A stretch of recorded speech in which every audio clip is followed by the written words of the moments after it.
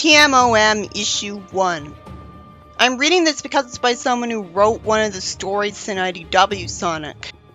The start of it has a bunch of exposition about stuff unique to the comic, which has me detached right away because I wasn't given a reason to care about this yet, since it's not clear how it's going to affect the main characters. Our first exposure to this stuff should be when it's doing that. It's immediately off-putting that someone who looks like Tails is called something else, and someone who looks like Sonic isn't called Sonic.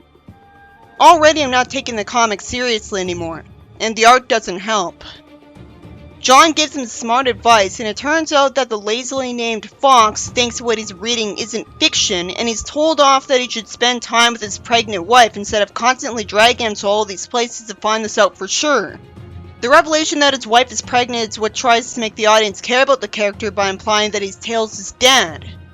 If he is, he should have looked like Amadeus. The comic needed more than just clothes and a different eye color to make me instantly think of them as new characters instead of redesigned Sonic and Tails. It would have been interesting if the one insisting on the archaeological trips was the one looking like Sonic, like I expected. So this was a disappointing revelation, unlike the one implying that he's Sonic's father.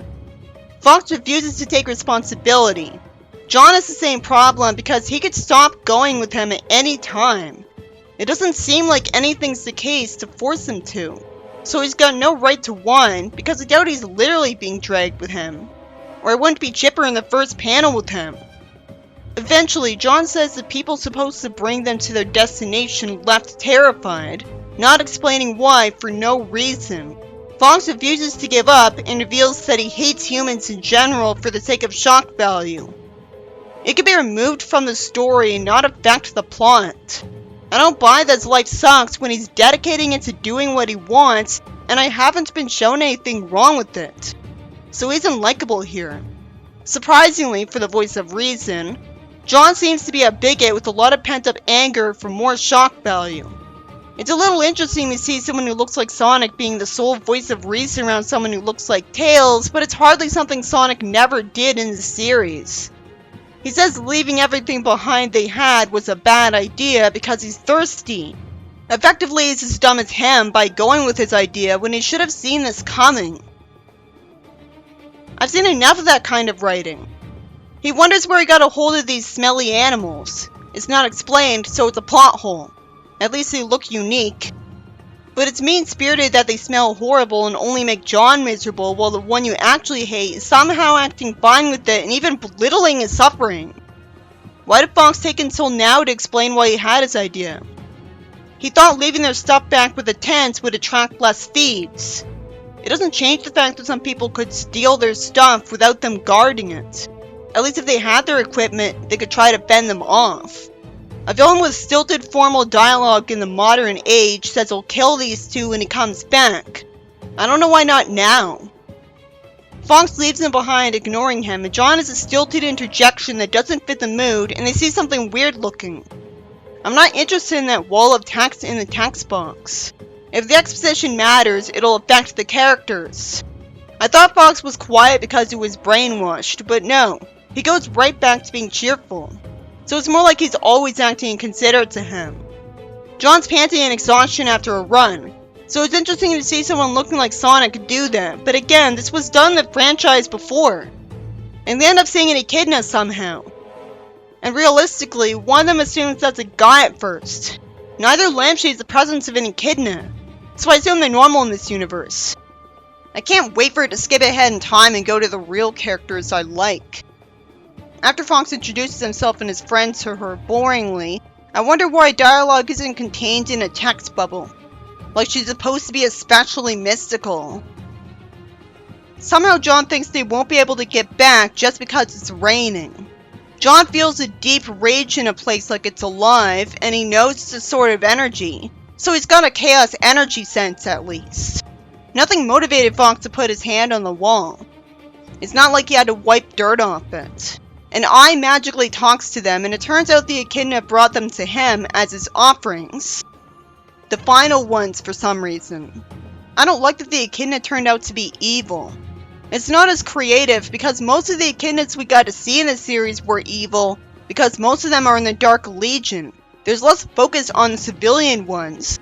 And even outside of Archie, most of the echidnas in SC1 are painted as the bad guys. Even more so in Sonic Adventures. It's still new to have an echidna in a Grimer position. I was gonna say Snively, but I don't know if she's treacherous. I wouldn't say Grimer if Eggman were in the comic. It's the closest we've got right now. It validates John being wary about following her for no apparent reason. I hoped he'd be pleasantly surprised, instead of Sonic Underground level of predictable foreshadowing. I hope I find out why she wants to do this, because that's more interesting than the generic, lazier, they're just sadists excuse for both of them. The markings move, and eventually Fox threatens her, and she reveals her backstory, which isn't good enough because I still don't know why she's evil. And it just demonizes even more echidnas in the process.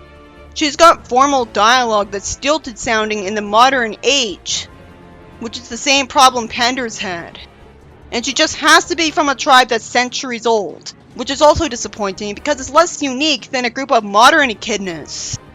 Eventually John talks like he expects Fox to be able to sense dark energy too. So there's not just normal Chaos Emerald energy, there's dark energy too. I guess that's the Ixis magics, because it's totally not needlessly complicated to have two types of magical energy in Sonic somehow. Why does Fox think John won't be able to return to his family without samples? The only reason he wouldn't already know what his kid's face looks like would be that he's blind. Why doesn't the kid look exactly like Sonic? If this isn't supposed to be Sonic's father or relative at all, what's the point in making him look like Sonic? What's the point in even having him at all? It'd be better to keep it simple and have it be an alternate universe Sonic who's simply called Sonic. It makes more sense now that he sticks with him all the time. He's calling him Dunk, like he's his boss, not his friend who he could leave at any time. So there's reason he thinks he can get away with being mean to him. There's a bunch of boring dialogue that isn't worth reading until someone responds to him like he's John, but there's a different text bubble than usual. Fox says he touched the picture of Sonic and a replica of John came up. He didn't even get to see him though. He puts his hand on the wall again, and a whole page is used up on him seeing visions of the future with a bunch of dramatic lines removed from context, which keeps me from being invested in them. He calls Sonic, Shadow, and Silver the sons of Hephaestus, rather than Jules, implying that they're siblings just because they're all hedgehogs. Considering how Shadow was made, this is instantly confusing. This should be preceded by showing that the story's version of Sonic's parents looked like their union would result in kids with those colors. And you'd have to do that by having one of them have two of these colors, which isn't intuitive. Even if the writer explains away with magic them being born in separate time periods. The only way completely different looking hedgehogs could all be brothers is if at least one is a half-brother, or they're fraternal twins. The siblings in Sonic Underground all had a different color too, but their mother is purple, which is a mixture of blue and pink, so I could figure she had the genes for blue and pink. But anybody would assume Sonic's parents would both be blue because he is. And there's no indication either parent had a past lover that justifies Sonic having a half-sibling, which is why it's immediately hard to believe that these three could even be half-brothers, like it isn't hard enough to believe they're the sons of a god. That's creator's pet material. Shadow's the only one who's immortal as far as we know. And Shadow's only the way he is because he was created by Black Doom DNA by Gerald. Gerald would have to be the father of Sonic and Silver as well. Or, Gerald didn't create Shadow outright in this world, and instead all he did was add the Black Doom DNA. It'd be better if the mural showed them fighting a villain, instead of having a whole bunch of boring, unnecessary dialogue when there's already some ahead of that. Eventually the door closes, magically trapping them in the room. Fox tries to look cool by threatening her, but it's instantly obvious he has to hurt her right away, and that's okay because she wants to kill him. And she's in a secluded area. Nobody would report it.